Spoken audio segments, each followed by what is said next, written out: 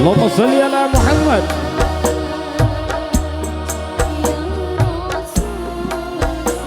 Bisa paling rawuh pun teman dan kekali Bagus Mahardika Sandi.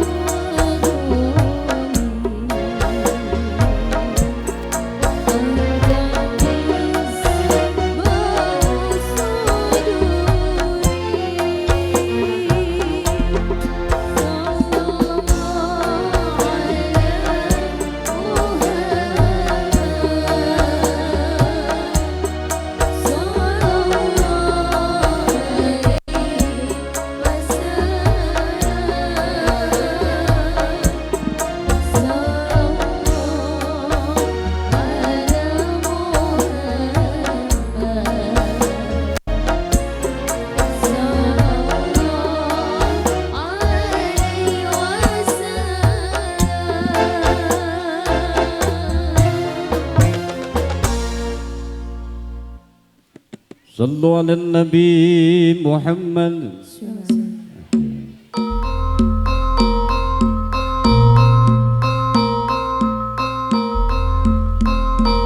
Terus dumugi mongso kala Jalu kelawan estri teman dan kakung kalian temanten putri sampun keparang rawuh nuhuni adat Widi Widono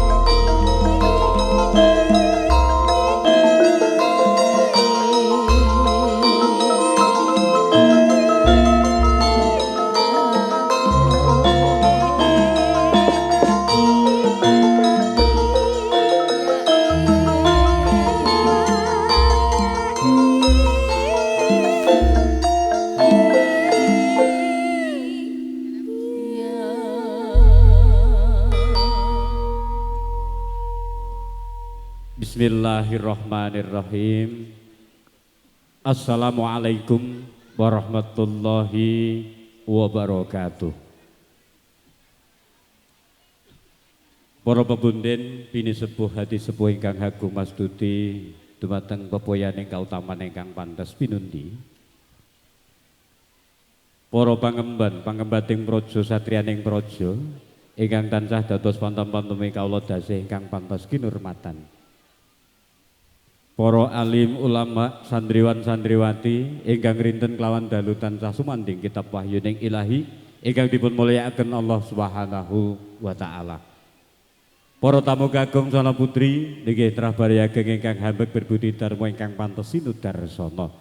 Keparenga kula hambuka waraning suka wenging wicara dwaraning kanda. Wirije keparengipun ingkang hambek karsa panjenenganipun keluarga ageng almarhum Bapak Kamardi Saripit Ibu Dames Watini bebesanan kalian keluarga ageng Bapak Langgeng Sarimpit Ibu Sudarti ingkang mijil saking Kartoharjo Magetan. Wondene kalodhangan enjang punika ngunduh antu ngunduh manten Mas Dika kalian Mbak Nurul, Mas Mahardika Sandi, Jinatu Kromo kalian Mbak Nurul Komariah. Ide pangestu saking panjenengan, mugi-mugi temanten kekalih ngantos kaken-kaken lan inen-inen. Amin amin ya rabbal alamin. Saderengipun monggo kula dherekaken manungku puja mimpah puji syukur wonten ngarsa Gusti ingkang mawikan Allah Subhanahu wa taala. Ingkang sampun paring-paring pinten rahmat, taufik hidayah, inayahipun dumateng kita sami sehingga kita saged manunggal makempal nyawiji kumala wonten dalem Ibu Watini kanthi sehat wal afiat. Amin amin ya rabbal alamin. Shalawat sarta salam mugi kunjuk Dumateng junjungan kita Nabi Agung Muhammad sallallahu alaihi wasallam, Nabi panutan kita, Nabi tuntunan kita, ingkang tansah kita ajeng-ajeng sabatipun benjang wonten yaumil kiamah. Allahumma amin amin ya rabbal alamin.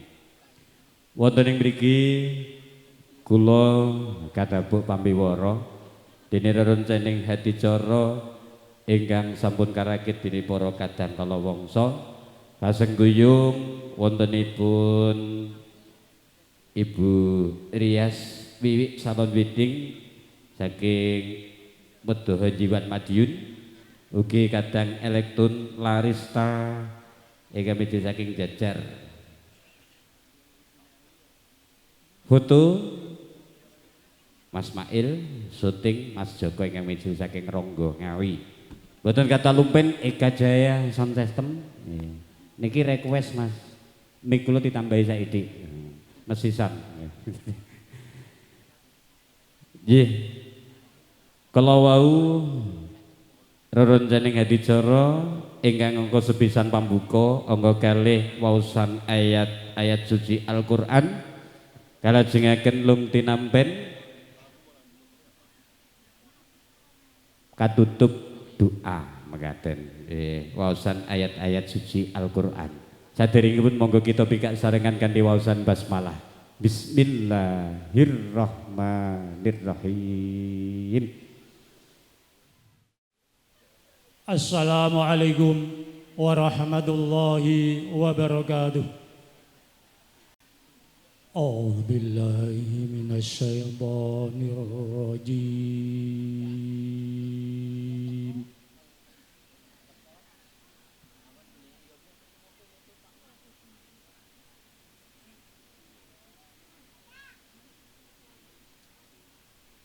Bismillahirrahmanirrahim.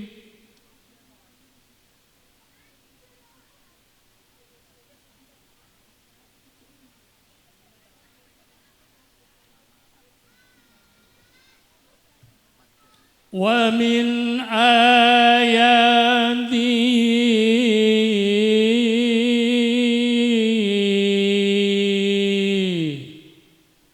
an khalaqalakum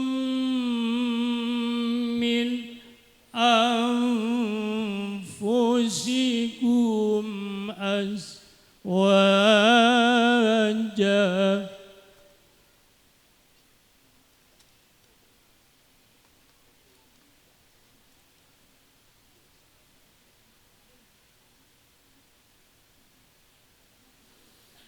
wa min ayatihi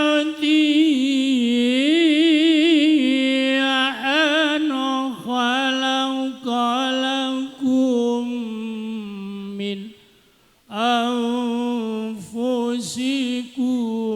azwajan litaskunu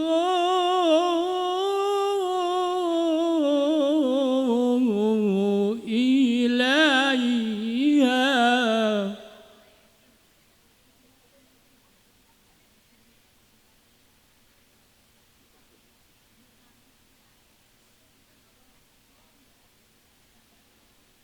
Lintaskunu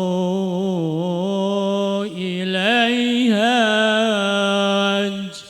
ja'ala bainakum mawaddatan wa rahmah.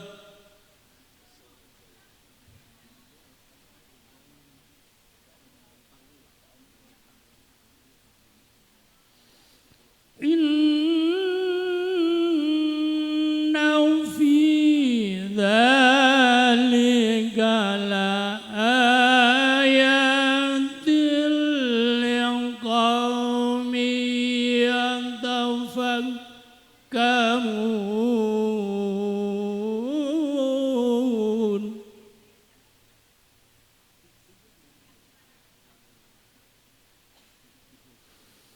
Bismillahirrahmanirrahim. Bismillahirrahmanirrahim.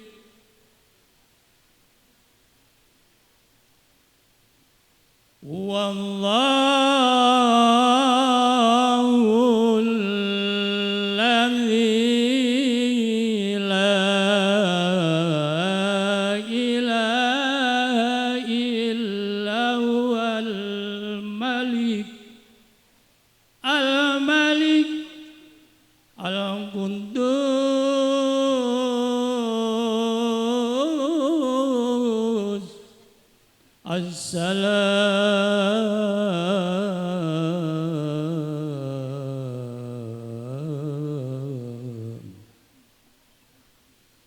al-mu'min al-muhaimin al-aziz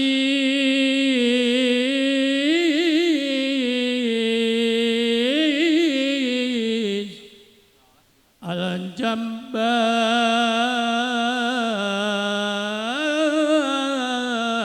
al-muntakabbir al-muntakabbir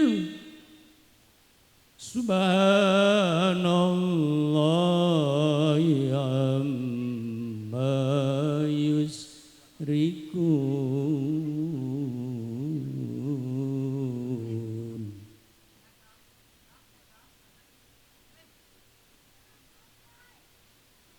Subhanallahi amma yusrikun.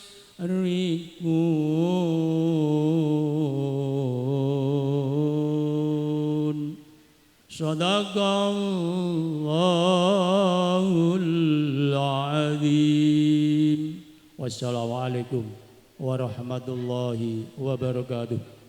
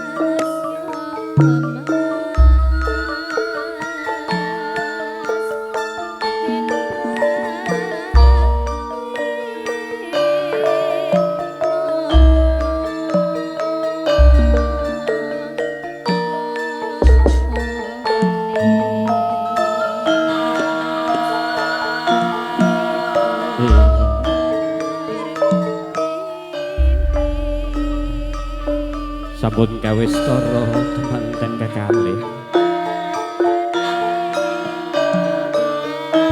Mbak Nurul sembah bekti kula Mas Dika. Iya Dik, awake dhewe wong loro kanthi pakseksen dening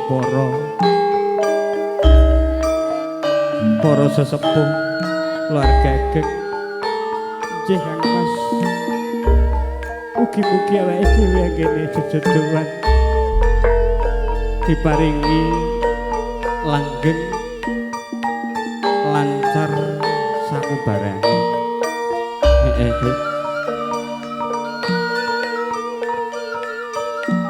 Ayo Dik, takjak marak sowan kalian Romo lan ibuku.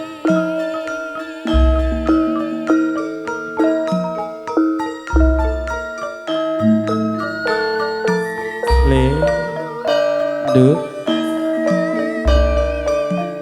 wong tuwa iki ana mung iso ndedonga. Dongane wong tuwa muga-muga dijabahi dening Gusti. Anggonmu dedodohan gebyur wonten samudraning bebrayan. Panyuwune wong tuwa siji. Muga-muga diparingi momongan yen lanang iso dadi anak sing saleh yen wadon dadi anak sing salehah. Matur sembah nuwun Rama lan Ibu.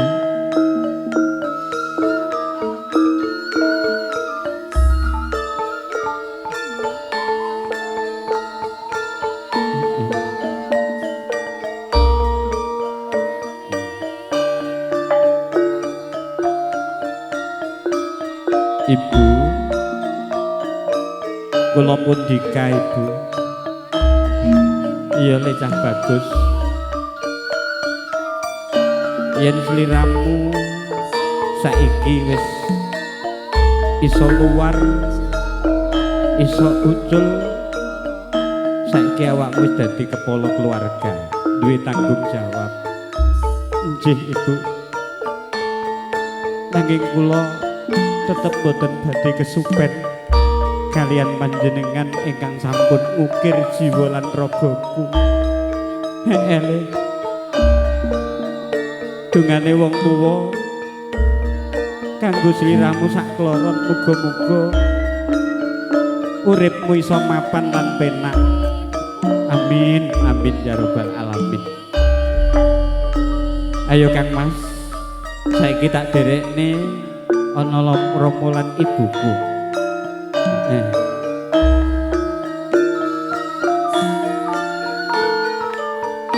Kawistara Mas Dika kalian Mbak Nurul marak sowan sungkem kalian Rama lan Ibu. Iki wiji saking laladan nglemi.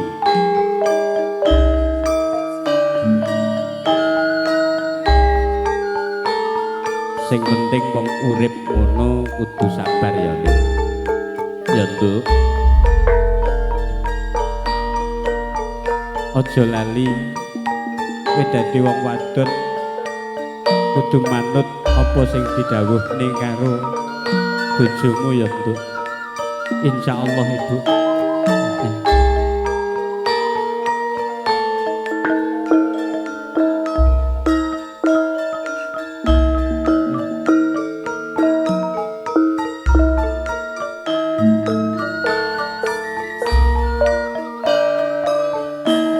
Nyuwun pangapunten Rama.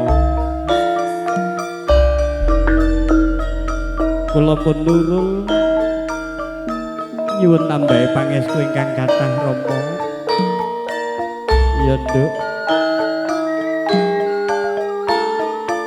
Dungane wong tuwa iki mesti sing apik-apik. Muga-muga kanthi lambaran sih katresnan sejati. Slirane bakal nemoni urip sing kepenak mapan. Tur langgeng ngantos delahan. Amin, amin ya rabbal alamin.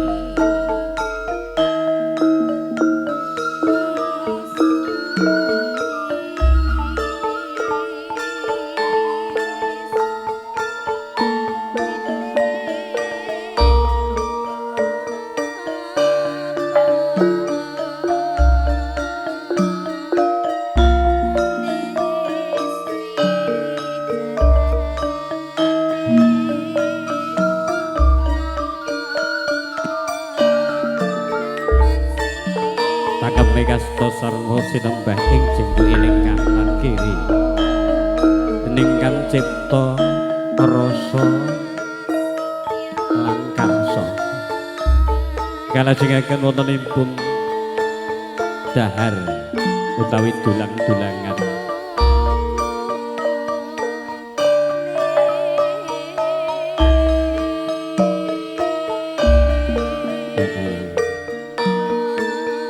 Mas Dika dulang Mbak Nurul, Mbak Nurul dulang Mas Dika.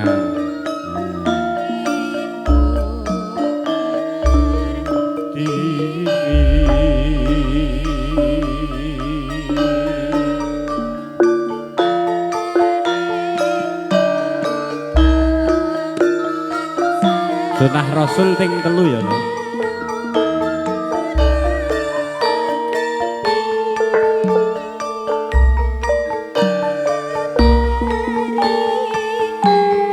tentunya diabadikan gambarnya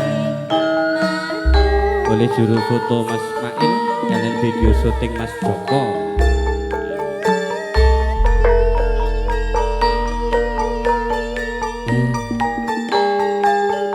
Piye Mas sing tulang aku enak Dik, alah rasane jan.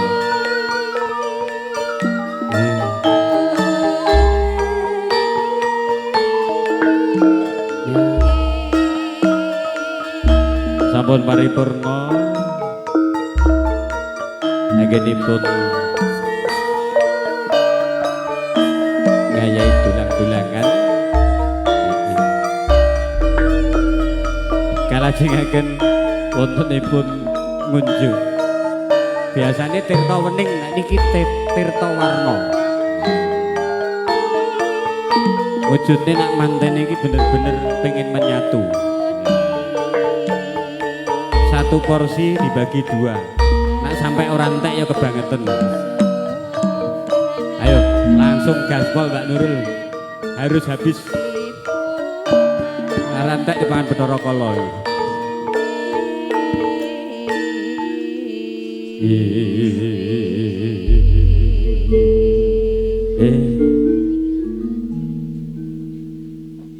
Ora nyono ora ngira Mas Dika karo Mbak Nurul tenan leh kompak. Ayo Dik, sing nyedot akeh kowe apa aku. Alhamdulillah sampun paripurna wontenipun sungkeman sembah kalbu kalajengaken dulang-dulangan. Warahmatullahi wabarakatuh.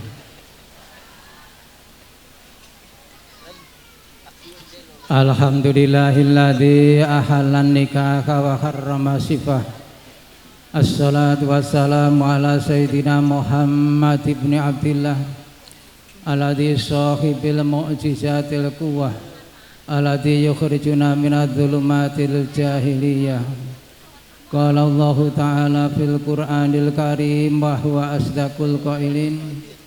Bismillahirrahmanirrahim. Wa asiruhunna bil ma'ruf wa in karihtumuhunna fa asa an takrahu syai'aw wa yaj'alallahu fihi khairan katsiran. Wa qala Rasulullah sallallahu alaihi wasallam arba'atun min sa'adatil mar'i an takuna zaujatuhu sholihatan wa aulatuhu abrara wa khulatu sholihin wa rizquhum fi baladihim. Al-ayah al-hadis kama qol. Hadirul kiram wal kurama dumateng para bapak-bapak tamu undangan sedaya rawuh ingkang kula hormati ingkang sanget dipun mulyakaken Allah Subhanahu wa taala. Wonten ing siang menika dalam saya matur sulih sang panjenenganipun Bapak Langgeng Ibu Siti dalam batang cupe tansah ngunjukaken rasuja sebab syukur datang dalam Allah Subhanahu wa taala lumantar wasan alhamdulillahirabbil alamin. Dene menapa wonten ing siang menika kita sedaya tasih dipun paringi pinten-pinten nikmat rahmat hidayah sok inayahipun ingkang sehingga lumantar menika kita saged sareng makempal bersilaturahim wonten ing punika panggenan kanthi kaunteran rahayu wilujeng boten wonten alangan setunggal punapa. Nggih mugi-mugi panggihan kita sedaya wonten ing siang niki mangke estu-estu saged sareng-sareng menghasilkan pinten-pinten kemaslahatan kemanfaatan lidunya wal akhirah amin Allahumma amin. Rahmat salam sing Allah Subhanahu wa taala biqaulina Allahumma sholli ala sayyidina Muhammad.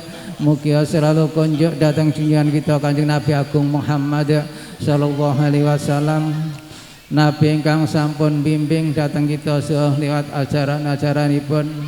Nabi ingkang sampun ngedalaken datang kita minadz-dzulumati ila nur saking gelap gulita menuju cahaya. Nabi ingkang kita ajeng-ajeng syafaatipun benjang wonten ing yaumul kiamah. Nggih mugi-mugi lumantar anggen kita sareng-sareng lampahi sunahipun wonten ing alam donya menika.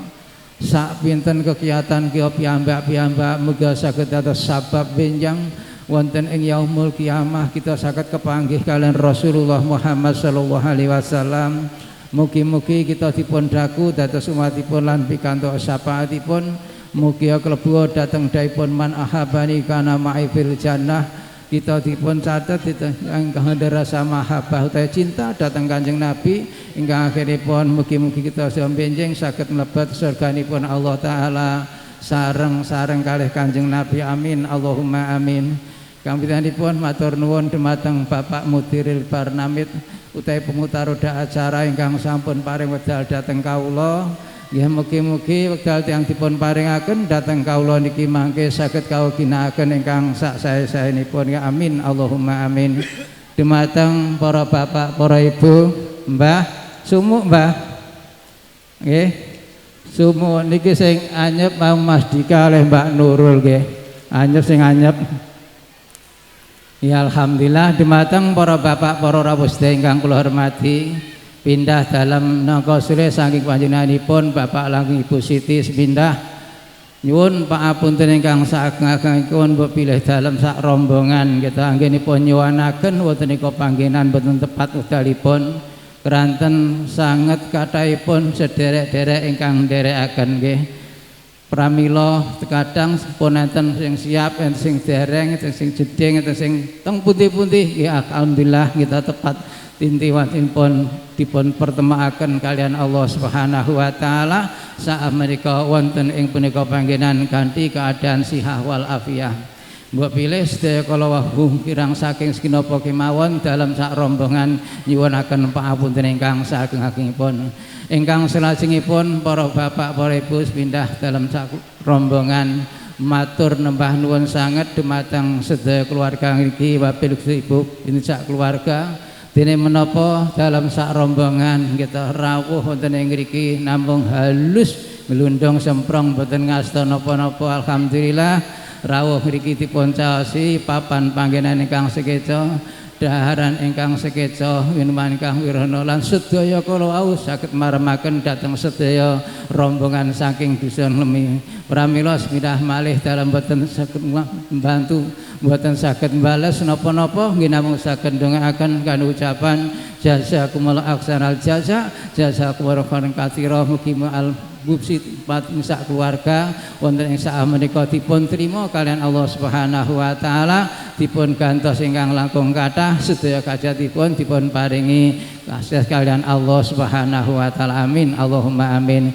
Ingkang salajengipun panjenenganipun Bapak Langgeng pindah ngaturaken salam takdim dhateng sedaya keluarga ngriki salam kalau aturaken kanthi ucapan assalamualaikum warahmatullahi wabarakatuh. Ingkang salajengipun kala wau Bapak Langgeng supadosa masrahaken putranipun ingkang Mbak Nurul nggih Mbak Watin Bu Watine nggih niki keadaane anak kula Nurul nggih ngoten niku gedene gedhe pring petung Mbah kita niku jenenge bolong kita dereng gadah intensi napa-napa napa malih kita jangan nyambel sak penunggalane kita niku dereng saged insyaallah nggih Mas Dika nggih diopeni sing sak sae-saene nggih diramut kita umpamane engko napa sambele kurang asin nggih golek uyah dhewe ngoten jangan rak niku barat niku pirang-pirang pengen golek napa golek soto lan sak penunggalanipun nggih sak senenge mawon teng alam donya mboten sah dikeciut-ciut nggih wayahe duwe ngoten mangke niku nak kula Nurul niku sedaya kekurangan kekeluargaanipun dereng saged napa-napa nggih pramila mboten kiranipun mbok pilih mangke anak kula Nurul istauten utawa omah-omah dhateng mriki nggih kula pasrahaken kanthi ucapan bismillahirrahmanirrahim tawakkaltu ala Allah la haula wala quwata illa billah anak kula Nurul kula pasrahaken bongkoan dhateng sedaya keluarga iki kanthi pasrah bongkoan. Ingkang salajengipun para bapak para rawuh sedaya ingkang kula hormati mbok pilih anak kula mangke cumandha utawa istauten wonten ing panggenan nyumbangkaken anggenipun kula wentah dengan harapan sedaya keluarga saking Lemi mugia anggenipun amjur wonten ing samudra ingkang agung menempuh hidup baru nahipun Rasulullah sallallahu alaihi wasallam pikantuk karidan saking Allah Subhanahu wa taala ingkang akhiripun saged manggi keluarga ingkang sakinah, keluarga ingkang ayem tentrem, keluarga ingkang mawaddah, keluarga ingkang saling selalu menyintai, keluarga warahmah, keluarga ingkang saling selalu menyayangi antos akhir hayatipun. Ya amin Allahumma amin. Mugi-mugi dados jodoh dunya, jodoh akhirat, jodoh sing paling akhir, jodoh linggis paling awal. Ya amin Allahumma amin. Mugi-mugi dipun paring berkah umuripun, berkah usahanipun, berkah rezekipun, berkah lan putra wayahipun. Ya amin Allahumma amin. Ala hadiniyah as-salikah biridhaillah wa bi syafaati rasulillah wa bi barakatil fatihah. Bismillahirrahmanirrahim. Alhamdulillah. Iyyaka na'budu wa iyyaka na'budu wa iyyaka nasta'in. Iyyaka na'budu wa iyyaka nasta'in. Shiratal mustaqim. Shiratal ladzina an'amta 'alaihim ghairil maghdubi 'alaihim waladdallin. Amin. Dumateng para bapak, para rawuh ingkang kula hormati, ingkang salajengipun mangke sak badanipun paripurna pawewahan wonten ing sang menika dalam sak rombongan badhe nyuwun pamit, mboten langkung nyuwun tambahipun pangestu mugi-mugi perjalanan dalam sak rombongan mulai saking menika panggenan ngantos dalempun piyambak-piyambak dipun paring wilujeng kalian Allah Subhanahu wa taala. Amin Allahumma amin. Ingkang terakhir saking pribadi anggenipun matur mulai awal matur mbok pilih wonten cacar cucuripun atun kawula namung kawula sak wentah senajan sak gabah mesti wonten ingkang kutah, kula namung sak klintir senajan sak menir mesti wonten ing kotir. Sekian dan demikian, kurang dan lebihnya mohon banjirnya samudra kemaafan. Terima kasih. Assalamualaikum warahmatullahi wabarakatuh. Assalamualaikum warahmatullahi wabarakatuh. Bismillahi walhamdulillah. Bismillah biidznillah. Bismillah biquwwatillah. La haula wala quwwata illa billah. Ashhadu an la ilaha illallah wahdahu la syarikalah wa ashhadu anna Muhammadan abduhu wa rasuluhu la nabiyya ba'da. Qala rabbi shrah li sadri wa yassir li amri wahlul 'uqdatam min lisani yafqahu qawli. Amma ba'd. Hadratil kiram wal mutaramin, para alim, para ulama, para sesepuh bini sepuh saha aji sepuh ingkang satuhu kawula takzimi, dumateng para tamu undangan kakung Sumawana putri ingkang ugi dahat kinurmatan, linangkung dumateng kadang besan nuwun injih panjenenganipun Bapa langgeng dalasan ibu sapengombyong saking Dusun Lemi, Kecamatan Kartoharjo, Magetan, ugi ingkang kawula hormati. Sepindah ing rikalenggahan siang punika sumangga kita dherekaken sareng-sareng muji sarta syukur dumateng rasa dalem Allah Subhanahu wa taala. Dene punapa ing kalenggahan siang punika kita sami kanthi izin sarta ridhonipun Allah kita tasih saged makempal manunggal wonten ing setunggal majelis ingkang mulya menika kanthi kawontenan sehat wal afiyah. Pramila sumangga ing rikalenggahan siang punika sareng-sareng kita wujudaken raos kutur kita sami dumateng ngersa dalem Allah kanthi ucapan hamdalah sesarengan alhamdulillahi rabbil alamin. Ingkang angka kalih sholatuhu wassalamuhu, sholawat sarta salam mugi tansah kunjuk tumanduk dumateng junjungan kita Nabi Agung Muhammad sallallahu alaihi wasallam ingkang tansah kita antu-antu syafaat sarta pitulunganipun benjang wonten ila yaumul qiyamah. Amin Allahumma amin. Dumateng para bapak saha para ibu tamu undangan kakung sumawana putri ingkang dahat kinurmatan, ing mriki dalem pinangka sesuling atur saking panjenenganipun Ibu Watini alias Ibu Demes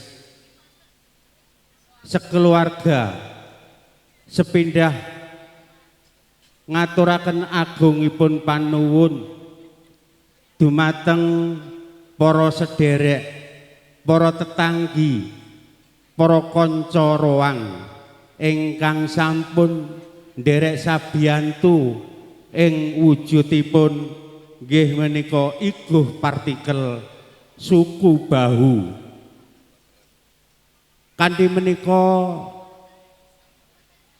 sahingga kados mewujudaken ing pawehan agung kados siang punika Ibu Demes dalasan keluarga boten saged ngebales punapa-punapa namung saged ngebales dedonga jazakumullahu khairan katsira. Nggih mugi-mugi sedaya ingkang sampun kaparingaken lan sampun dipun sabiyantu dening Ibu Watini alias Ibu Demes sekeluarga mugi dadosaken sababiyah jenandika sami amaliyah ing benjangipun. Lan ugi Ibu Watini dalasan Ibu Demes Bapak Karmati almarhum sekeluarga ngaturaken ahlan wa sahlan bi kudurikum wa jurusikum dumateng para tamu undangan kakung sumawana putri, wabil khusus dumateng kadang pesan nuwun injih panjenenganipun bapa langgeng dalasan ibu sak rombongan atas hadiripun saha paring donga pangestu punapa ingkang dados hajatipun Ibu Demes alias Ibu Watini ing kalenggahan siang menika mugi tansah pinaringan lancar kawelujengan keberkahan fitini wad dunya wal akhirah. Dumateng para bapak, para ibu, para tamu undangan kakung suwampuna putri ingkang tansah kawula hormati, ing mriki Ibu Demes alias Ibu Watini ing ngajeng saking kadang pesan nuwun injih panjenenganipun bapa langgeng dalasan ibu lumantar bapa kang piniji ngaturaken ponang temanten kekalih dumateng Ibu Demes sekeluarga pramila kawula pinangka sesuling atur ing kalenggahan siang punika ngaturaken kawula tampi punapa ingkang dados pasrahipun bapa langgeng dalasan ibu hamasrahaken kang putra kekalih kanthi niat bismillahirrahmanirrahim bismillahi tawakkaltu 'alallah la haula wala quwwata illa billahil aliyyil azim. Bupu Demes dalasan Ibu Watini sekaligus sekeluarga nampi kanthi asta kekalih kanthi bingahipun manah nggih mugi-mugi Ibu Demes sekeluarga salaminipun kang putra kekalih cumondhok wonten ing dalem mriki sageta hambela pentah kang putra kekalih ingkang sak sae-saenipun lan ugi Ibu Demes sekeluarga boten badhe hambeda-bedakaken kang putra mantu utawi kang putra piyambak sedaya menika dipun aken sami lan ugi Ibu Demes anggenipun nampi panjenengan sami wonten ing kalenggahan siang punika hamba bilih wonten kekirangan saking pasugatan pakurmatan saha palenggahan ingkang kirang sekeca lan kirang mirasa Ibu Demes sekeluarga lumantar kaula hanamung nyuwun pangapunten ingkang sak ageng-agengipun ing ajeng Bapa langgeng dalasan rombongan saking Dukuh Nglemi Kecamatan Maospati Magetan hamba bilih ingkang sak sampunipun acara punika kalenggahan ing siang punika paripurna Bapa langgeng sarombongan namung nyuwun pamit kundur wangsul wonten ing Dukuh Nglemi Maospati Magetan nuwun injih Ibu Demes sekeluarga namung saged ngaturaken sugeng kundur sugeng tindak mugi langkah jenandika sami saking dalem mriki pinuju wonten ing dusun Nglemi tansah pinaringan kawilujengan karahayun pinanggiha kawilujengan dumugi wonten ing dalem soang-soang mekaten hamba bilih ingkang saged kawula aturaken hambek puluh kawula pribadi anggen kula matur dumateng denendika sami wonten kirang saruning atur kula pribadi namung nyuwun agunging samudra pangabsami akhiru kalam wallahul muwaffiq ila aqwamit thoriq wassalamu alaikum warahmatullahi wabarakatuh. Manut ya.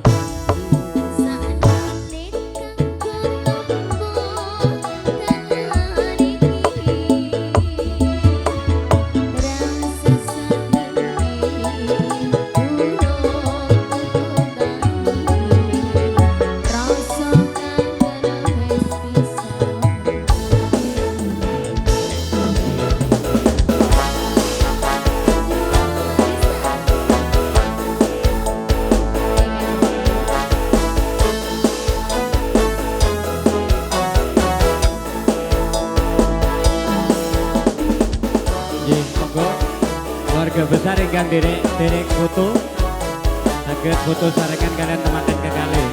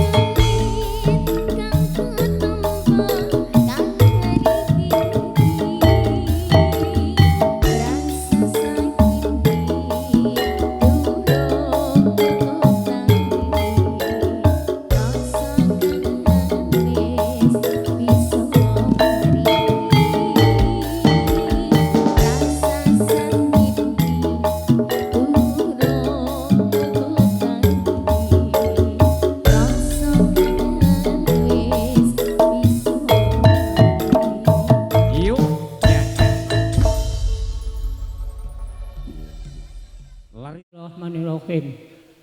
Menyang barat tuku mie ayam, ngombene es susu rasane nikmat.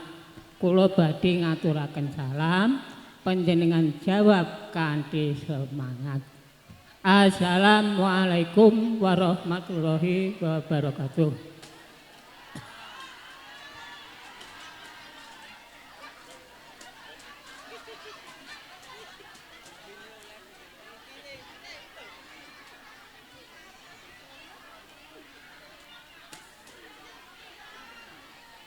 Guys, ampun telas gini guys.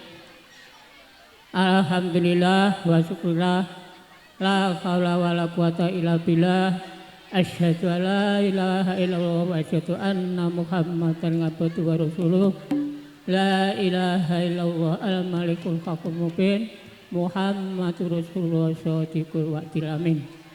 Dumateng para sedaya utawi undangan, sumangga kita sareng-sareng ngunjukaken raos syukur kita dumateng ngarsanipun Allah kanthi maos hamdalah sesarengan.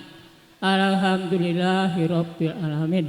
Amargi wekdal menika kita sedaya tansah pinaringan taufik hidayah inayah saking Allah lan kita nampi nikmat nggih niki rupane nikmat sehat kalian nikmat sempat. Kapil kalipun salam sarta selawat mugi kunjuk dumateng junjungan Nabi besar Muhammad sallallahu alaihi wasallam ingkang sampun nuntun umatipun sedaya mulai zaman jahiliyah utawi zaman kebodohan ngantos zaman ilmiah menika. Kita ing mriki matur nggih niki minangka talang atur saking panjenenganipun Bapak Karmati almarhum kalian Ibu Watini utawi Budi Emes, julukane Budi Emes, jenenge jane apik Watini, dijulukne Demes. Ing mriki kula supaya matur hal bubaan. Soale niki Bu Watini sak warganipun daya gadah hajat niki mantu putra ingkang ragil ingkang asma Dika. Niki si Budakne. Dadi menurut manut adat Jawa. Ing jaman kuno ngeten iki, jaman aku urung ana. Ing mriki Mas Dika dipun bubakaken menika soale ingkang nomor setunggal dereng dibubakne, nomor kalih dereng dibubakne. Syarate dadi wong tuwa niku nek wis mantu bubak. Dadi masya mantu ping 4 nek dereng bubak, nggih dereng dadi wong tuwa. Ing mriki kula nyuwun pasesen panjenengan sedaya mbok pilih dinten menika Bu Demes utawi Pak Karmadi almarhum sampun nindakaken adat budaya Jawa nggih niki bubakan.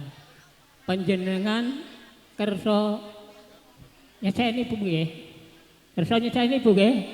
Nggih niki panjenengan seseni niki Bu Demes sampun mantu bubak.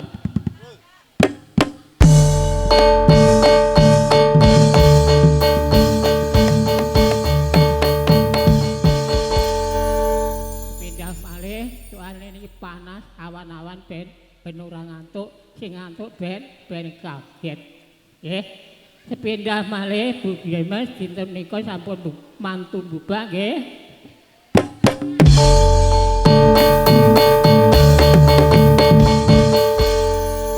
Lah sing diarani mantu bubak niku jane napa to? Niki nggih ajarane agama Islam ning disempitne utawa didelikne. Niki mantu bubak niku sing diarani mantu sepisan. Nggih, sepisan niku tembung. Tembung sing dibundeli. Ning didawakne dadi ukara. Sepisan niki nek didawakne dadekne ukara manten loro Mbak Dika karo Mas Dika karo Mbak Nurul ora oleh pegatan. Dadi nek mantu Bu Demes niki Mas Dika mantokne pisan tok iki. Besok ora bakal dimantokne malih. Mulane genahan nek mantu bubak niku mantene ora oleh pegatan. Saniki Bu Demes sampun dadi wong tuwa, diwisuda dadi wong tuwa. Niki duwe kewajiban nggih niki tigang perkawis. Sepindah tutur. Angka kalih sembur. Ingkang angka 3 uwur. Niki nek kula genahne kabeh niki mengke mboten rampung jam 1. Niki kula cupik mawon Bu Demes kudu iso dadi wong tuwa sing tutur. Ing mriki Bu Demes nuturi putranipun kalih niki entan-entan utawa damel gambaran. Niki gambarane donya saisine niki dicilikne dadi maron karo kekep. Dadi sak lumahe maron, sak urepe kekep niku dadi bedhekan. Niki nek ditebak nek dibedhekne jaman biyen nggih dawa. Saiki tak bedhekne dhewe ya tak jawab dhewe. Dadi sak lumahe maron, sak urepe kekep niki isen-isenipun syahadat Fatihah iku tatanane agama sandang lawan pangan. Monggo Bu Demes dipun bikak sareng-sareng kalih Mbah Mali. Dipun angkat. Diangkat, ditahan.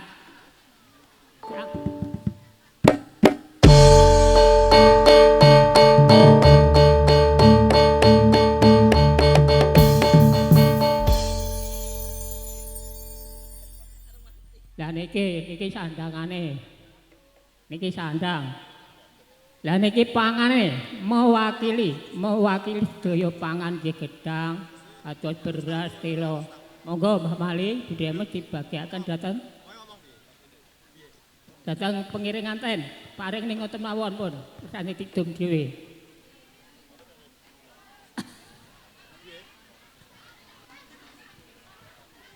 Salajengipun ing mriki menungso urip niku kedaden saka nyawa lan raga.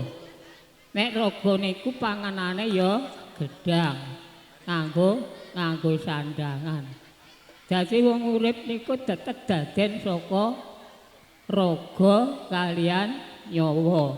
Nek raga pakanane gedhang, lah niki nek diarani nyawa nggih, nyawa niku panganane aturan agama. Dados tiyang mriki niki kathah ben minggu enjing niku golek santapan. Santapan apa? Santapan rohani teng maos pati. Jadi nek mangan gedang masih entek setangkep, wis sore wis luwe.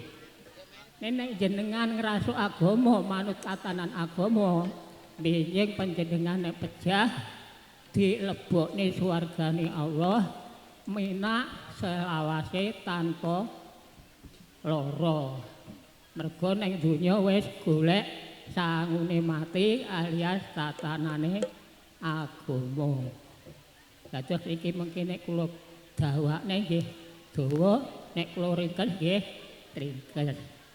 Dadi sepindah malih niki mantene ora oleh pegatan. Kula pilih mekaten anggen kula matur, kula pilih wonten lintungipun, kula nyuwun agung di samudra kami lan akhiripun wassalamualaikum warahmatullahi wabarakatuh.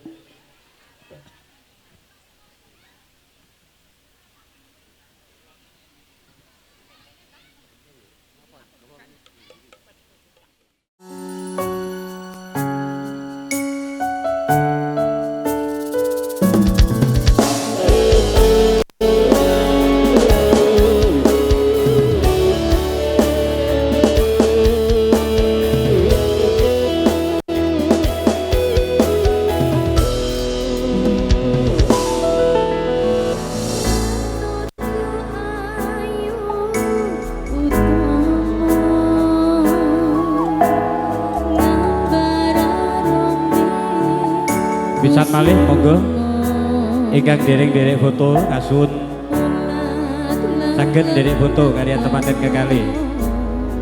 Agawe sengseme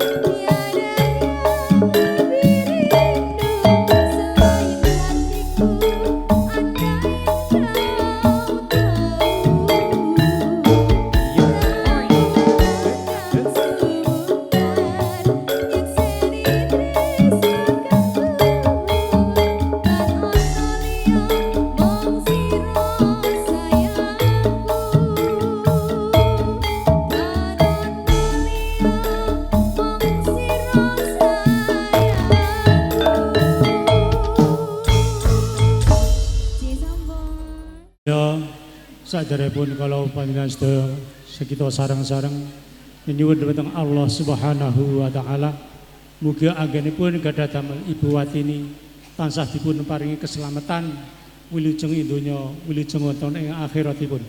Tundhanipun dumateng manten sarimbit mugi dipun paringi ayam tentrem guyub rukun sakinah mawaddah warahmah ila yaumil hada ila yaumil qiyamah.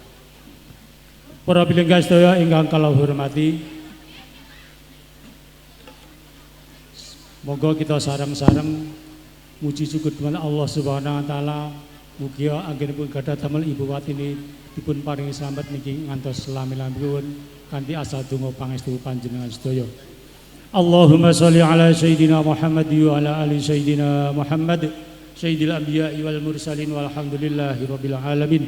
Hamdan syakirin hamdan na'imin hamdan yuafi ni'amah wa yukafi'u mazidahu.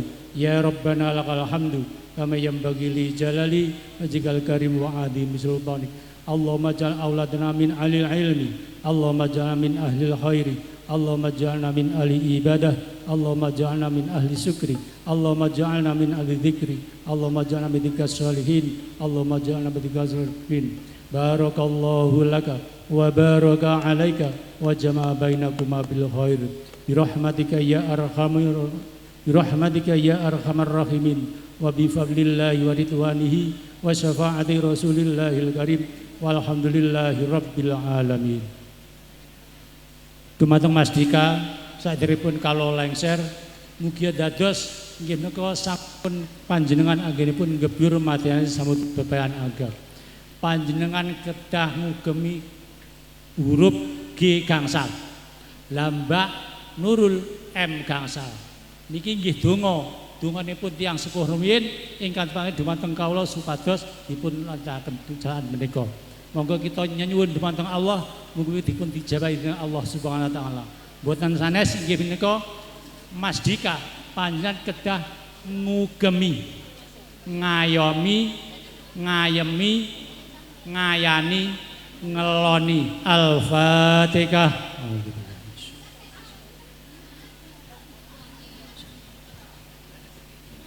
Semanten ugi Mbak Nurul panjenengan kedah ngugemi M gangsal.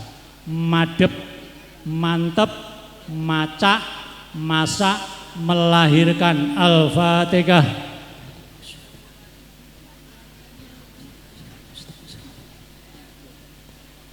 Makatan kaula mugi dados Allah taala ridho dumateng kula panjenengan.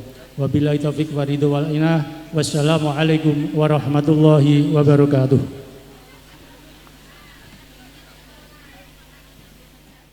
Salon wedding juga Larista Elektron, juga sound system Eka Jaya. Tidak lupa foto Mas Mail, video syuting Mas Joko Ronggo Ngawi. Salam rahayu, rahayu. Mugi-mugi temanten kekalih sageta rahayu widodo tebih saking lir sambikala. Suradira jaya ningrat lebur dingin pangastuti. Akhirul kalam ngaturaken sugeng kundur. Wassalamualaikum warahmatullahi wabarakatuh.